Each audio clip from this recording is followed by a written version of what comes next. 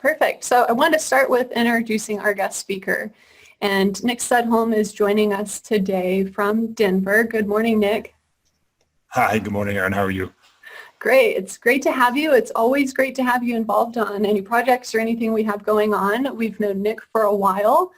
And Nick, actually, do you want to give us a little bit of background as to maybe your education background and what you do with your practice right now?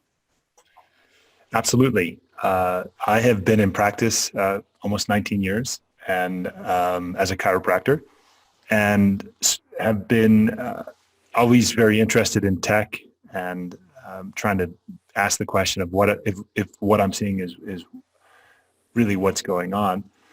And through chasing interesting things and taking lots of seminars and hanging out with people that I think are doing sort of cutting edge stuff, I've been fortunate enough to gain some opportunities in my practice to work at some of the highest levels in sport, which has opened up my eyes to the fact that we really need to quantify what we're doing.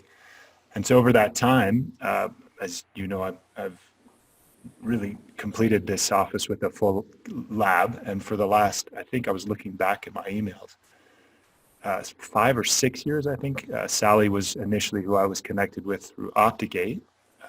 I don't know if you recall, but you guys had an Gait system that linked with an EMG. Anyway, have the system for the last 5 years, and pretty much anyone that sees me for any complaint goes through a full eval on the system. And that has led to, as I mentioned, great results in practice, but also seeing lots of very high-level athletes and realizing that what they share with everyday people is a lot of commonalities, and that even viewing them from a walking perspective has been really valuable. So it's been a fun journey, and I'm sort of excited to keep moving through it. Right. So we're going to talk a little bit today more about Gait and give us a neat example of how you would move someone through your typical protocol. And that's been a great learning experience for me. So I forgot to introduce myself, Erin Fazer. I'm Director of Education here at Neuraxon, and Nick was actually one of our first users that I was able to meet when I came on the job. And always does such a great job of explaining the ins and outs of why he's doing what he's doing. So that's why we wanted to get him on today and have him use this as an opportunity to just give you a little bit of insight of how he's leveraged the technology for his own practice. You've mentioned a little bit about outfitting your space, but could you just give us a little bit more background quick about how long you've been using Neuraxon equipment and maybe just a quick overview of what you have in your space, so then as we see the upcoming kind of record, that will maybe make a little bit more sense. Absolutely. I think I've been using, I got the equipment just over 5 years ago, and initially started with some Metalogic inserts, wireless plantar pressure inserts with 7 sensor IMUs. And that was what I was using initially, and then upgraded to a plantar pressure sat-fit treadmill with 4 EMGs. So essentially now I have EMG, IMU, and the plantar pressure treadmill. I don't use my Metalogics in insoles that often. They're for other reasons. So this record today will not have the EMG because we mostly use that for biofeedback, so not necessarily for analysis purposes. Very good. Well, I'm going to turn things over to you. If that sounds good, quick reminder for those of you that are listening in, if you have any questions, type them into the Q&A, and then I'll monitor those and we can go over questions at the end. But you ready, Nick? Absolutely. Awesome. Thanks. So here's sort of what we're going to cover today to the best of our ability. I want to be respectful of everybody's time, so we will try to keep it within about 40 minutes or so we leave a few minutes for questions and everyone can be walking out under the hour. That said, it's a very large topic, and there are books devoted to it and weekend or week-long courses. So I will try to hit the high points and what I use and why. And as Aaron said, if there are any questions or moving forward, we can always expand on other things. So a couple things I'd hope to cover today as I talk through this case are, why do we measure gait on every patient that comes through the door or every athlete? Some of the determinants of gait, and then some of the key parameters I'll look at. And so we'll go through this case study and hopefully expand on much of this. But as far as the initial question here about why gait, because as we go through the patient case, we'll talk about the determinants. I think gait is an interesting topic, and I think it's underutilized for lots of reasons, including it's challenging. It's overwhelming. If you look at research on gait, the math is complicated, and it's hard to understand really what we might do with it. But there's some amazing benefits to gait, and there's quite a few studies to show that walking can boost your mood, increase your cognitive performance. There's research to show clearly that it will improve your metabolism. There's even a couple studies that say up to 7 years life increase with walking. People who walk regularly sleep better. There's a direct correlation to stress modification. Multiple studies on the benefits to the brain and boosting the brain. And even some interesting research on chronic pain and walking and reducing chronic pain. And even helping with bone density. So when we consider all of those things, and we consider that almost everybody walks, unless you've had some sort of neurologic issue or an injury, there's a lot to be gained when we watch somebody walk. And moreover, if we assume that somebody, for example, comes into your office with a complaint, and a recent example, let's say, was an Achilles tendon problem, and the person has an issue in their gait, we know that they're not currently running, but they are walking. And if we can clean up their walking gait, we might be able to reduce some of the stress on the tendon. So it's a nice way for us to also just introduce real-time rehab. Just a couple other things about walking. And again, I just try to cement this idea of why it's important to look at, because like anything, if you leave this webinar and don't start to evaluate it, you'll never get good at it. But when you start tomorrow, it's going to be challenging, frustrating, but it'll get better with each time you look at gait.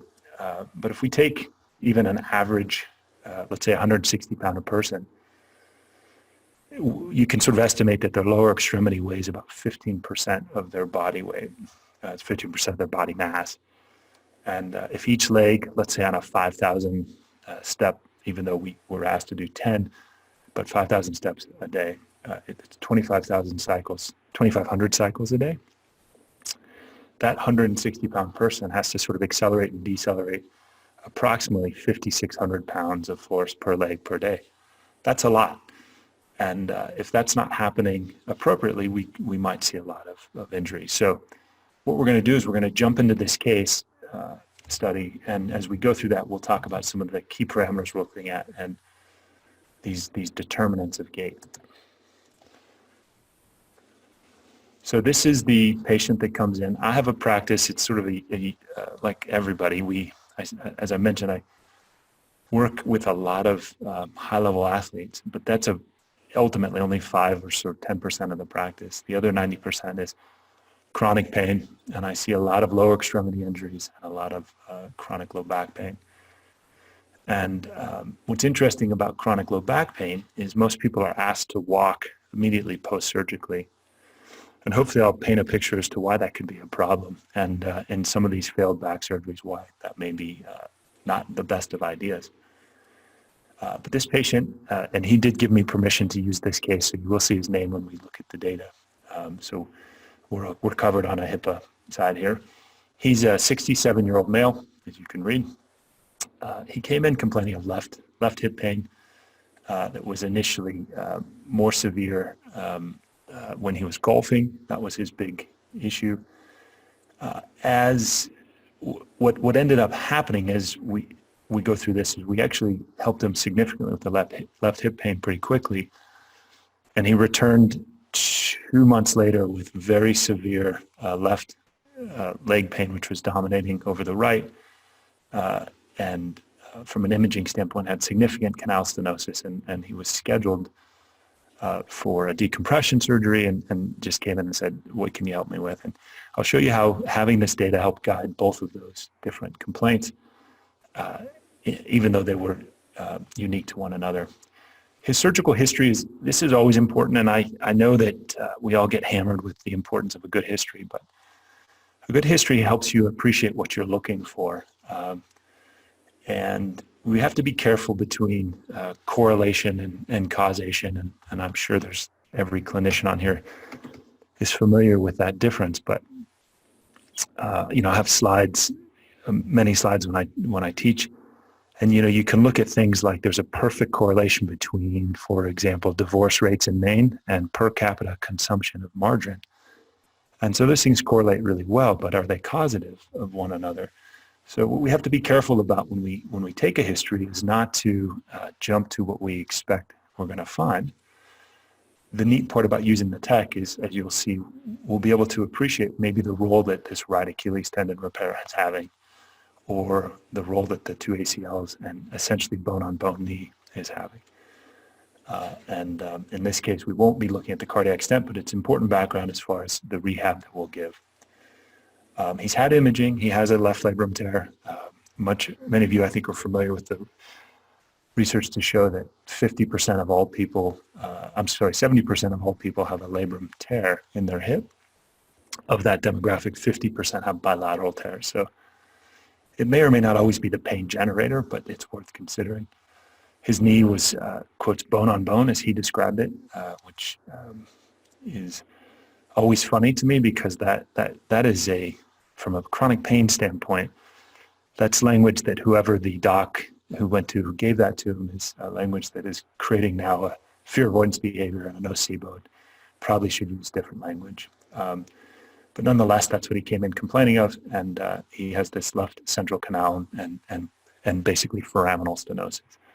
So his goals were to avoid surgery and hopefully golf without pain, and that was the long-term goal. He lives part-time in Florida. So I'm going to leave this slide here and exit out to my system. All right. So as I mentioned, I have 7 IMUs, and so we always do a lower body gait assessment.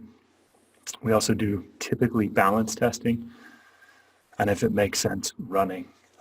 But in this case, we'll just go through the gait eval. And the important part about this evaluation is to appreciate the certain aspects of gait. And this goes into these determinants that were published in 1952 by Saunders and his group. And there's some argument over really how to model gait. You'd be surprised that it's much more challenging than our models present. And there's a couple conflicts of modeling, but ultimately, really what we want to do in gait, and this is where I still think these determinants hold true, is we want to reduce the body's movement of the center of mass or the path of the center of mass, so that it requires the least energy expenditure. So ideally, we just want this, in this case, if we bring up the skeleton here, is we're moving through in our center of mass here. Hey, Nick, Yes. I only see the slides, so I don't see your bio research yet. Thank you. Let me share that. I apologize. I think I have to change what I'm sharing. I assumed it was just that screen. Do you see that now? Yep, I do see it. Yep. Great. Sorry about that. It's the same. I have a TV and 2 screens here in my setup, and so I just assumed that the same screen would be shared. I apologize to the users. So when we look at these determinants, we want to allow the center of mass here to not oscillate as much as possible. And the perfect way to do that would be sort of the idea of walking. If the room were really, really short and the room were 3 feet tall and you walked sort of in a Groucho Marx style with your knees significantly bent, your center of mass would not deviate at all, and that would be theoretically ideal, but it's really inefficient muscularly. And so there's this balance between we need to move the center of mass some to have efficiency elsewhere. So this is where these determinants come into play. And so as we go through looking at these values, part of my influence or things I want to look at are based on some of these determinants. And any of you, I'd be happy to share the research in any good gait book. It's out there. But one is considering what the pelvis is doing in space. And we look at drop, frontal plane, as well as pelvic tilt.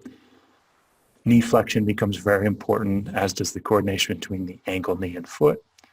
And then mostly considering the fact that we want to minimize this lateral displacement. So as we go through this, I'll elaborate on each one of those.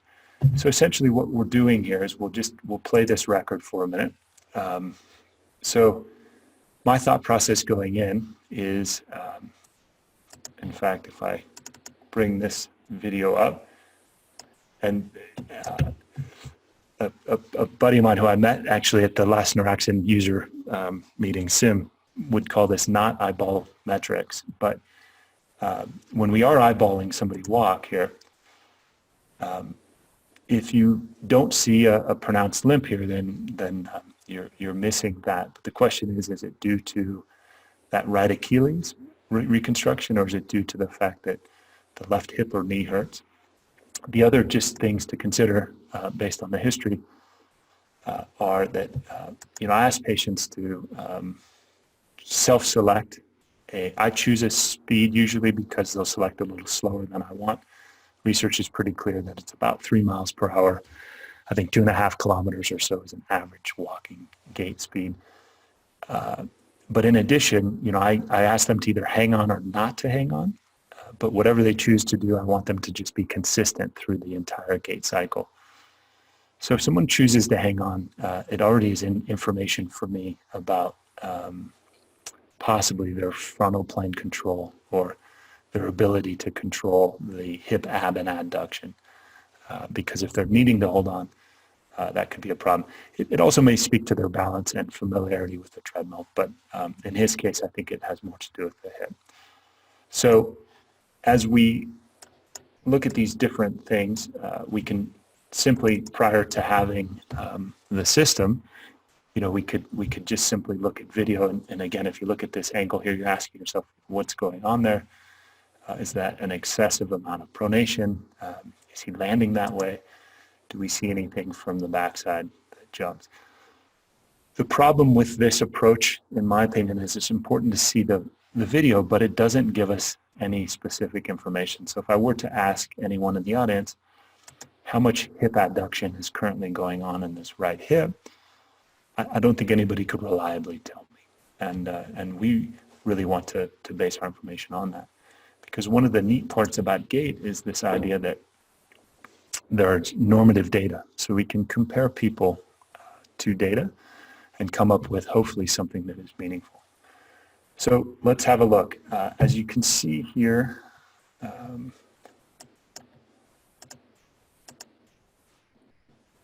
let's go.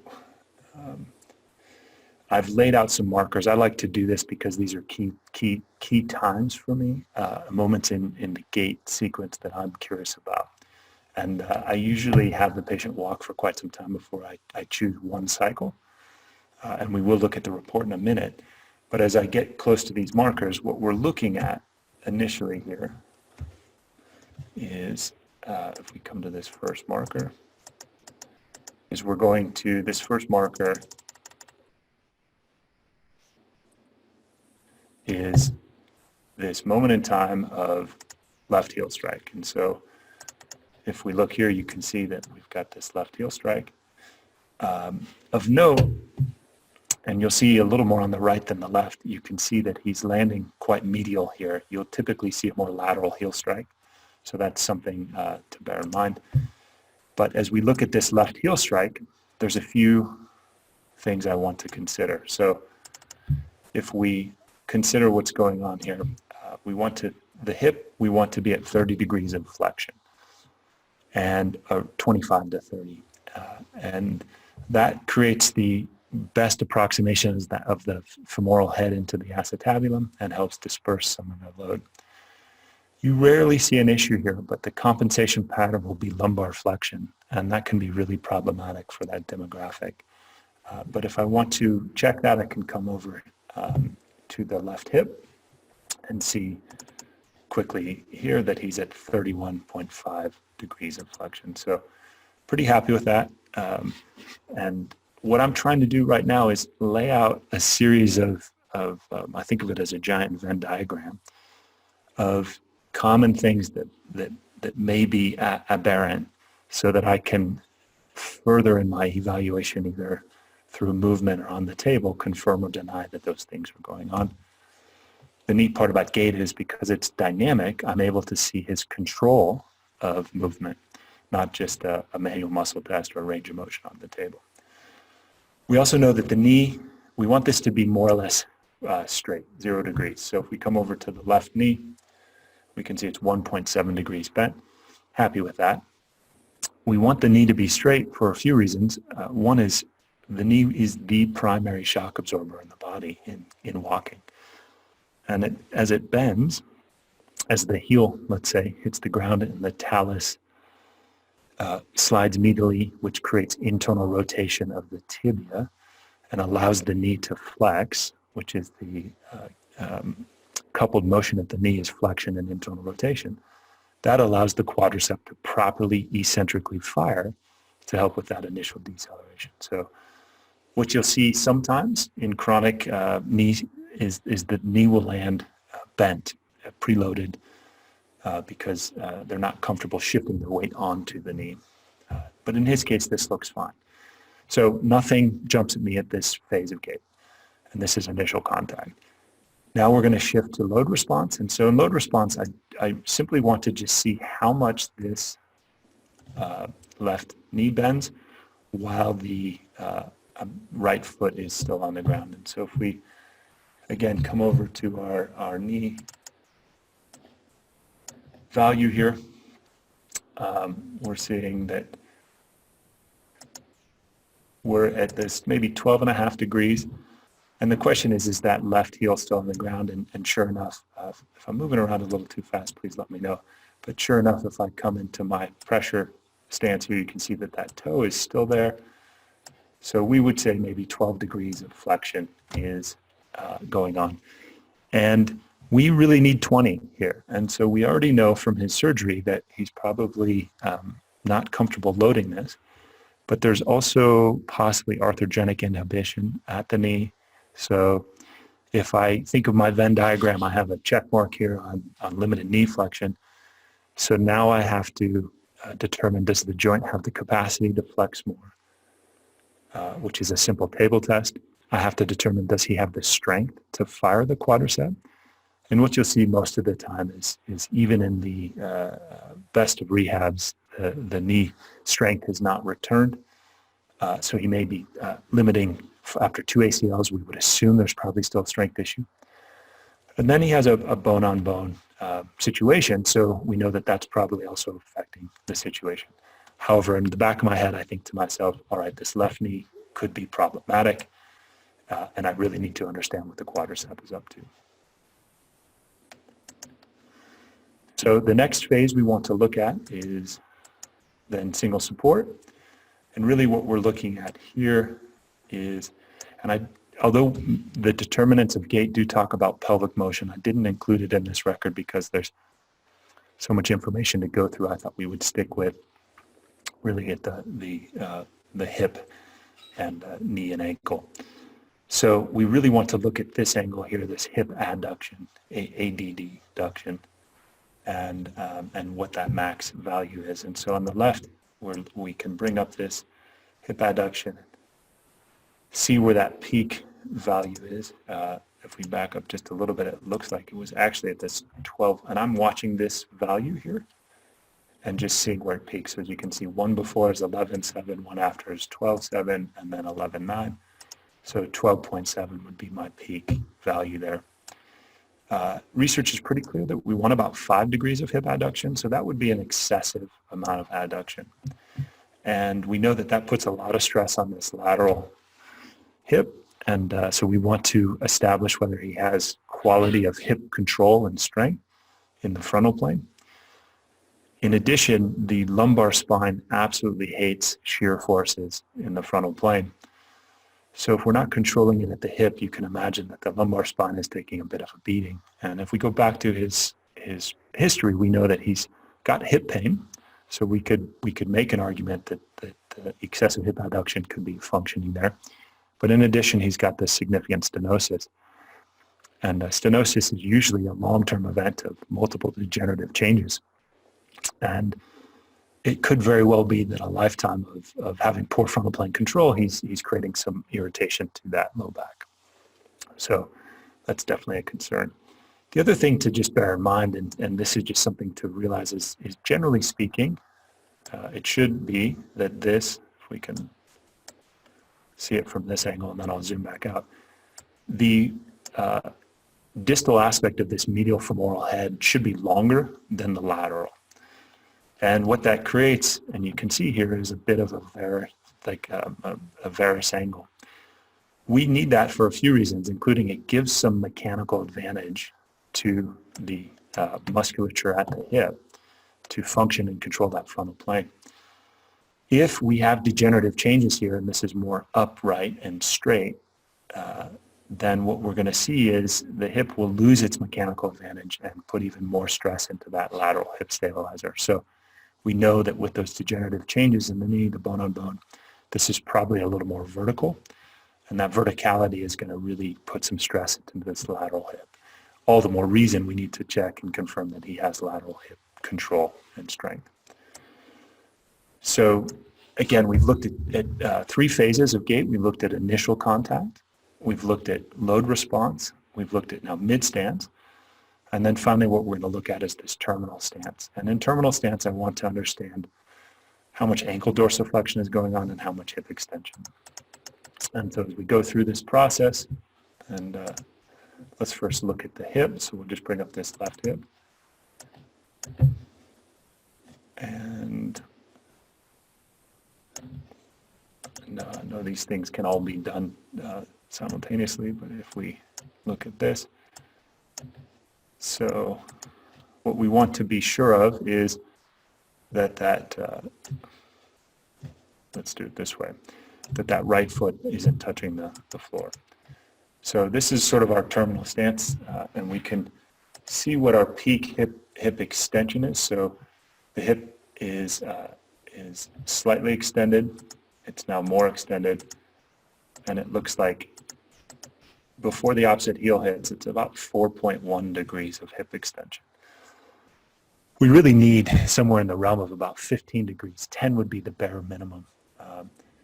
So hip extension is a sagittal plane motion, and what we know about gait is, or any movement, is when you lack movement in one plane, you're going to bleed movement into other planes. So if I'm lacking hip extension and I'm moving forward in this plane, I have to get extension somewhere or bleed into another plane. And many times what you find is that people then hyperextend their lumbar spine and start to create a long-term process of degenerative and lumbar spine irritation. So one other thing we have to consider is stenosis hates extension, right? So stenosis patients like flexion, they hate extension. So we, in an effort to avoid lumbar extension, we really need to help this patient get range in his hips into hip extension. So it takes him longer to go into lumbar extension. And I want to apologize. I'm in my office, and there will be some people milling around, so please let me know if the background noise gets to be too much. So we've got this lumbar extension, but now we want to look at what the ankle range of motion is as well. So if we go into the dorsiflexion here, and we'll, on the left side, we know that we want to see about 10 degrees of ankle dorsiflexion. And so what we're going to do is watch this peak value here before this comes up, and you can see that he gets 7.6 degrees of ankle dorsiflexion. So we need 10 as an absolute minimum. And again, it's a sagittal plane motion, And so as a result, what we know is it's going to affect the lumbar spine possibly. So in that sagittal plane, we now have an ankle that might be restricted and a hip that we want to chase, as well as poor frontal plane control. And at load response, eccentric control at the knee is limited. So if I run a report here,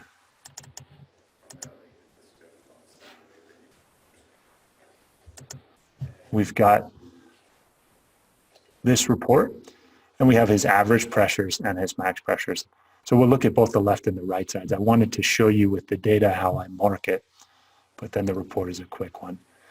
You can see just from his pressure prints that he's got this medial load going on early, so he's striking instead of lateral to medial, it looks like he's landing mostly medial, and that's tough because the pronation is a massive and important way to decelerate, and he's landed in a pronated state, and that may be playing a role as well, so we want to evaluate that. And I will absolutely explain what we did with this patient and how we brought this all together. And then these are his max pressures, and you can see the difference there. What we see here is, for those of you that run this report, this is every step he took on the left foot and on the right. This is the 100% of the time he's on the right foot. This is the 40% of the time he's only on the right or only on the left. And the first thing I want to point out is that he has the same step almost every time.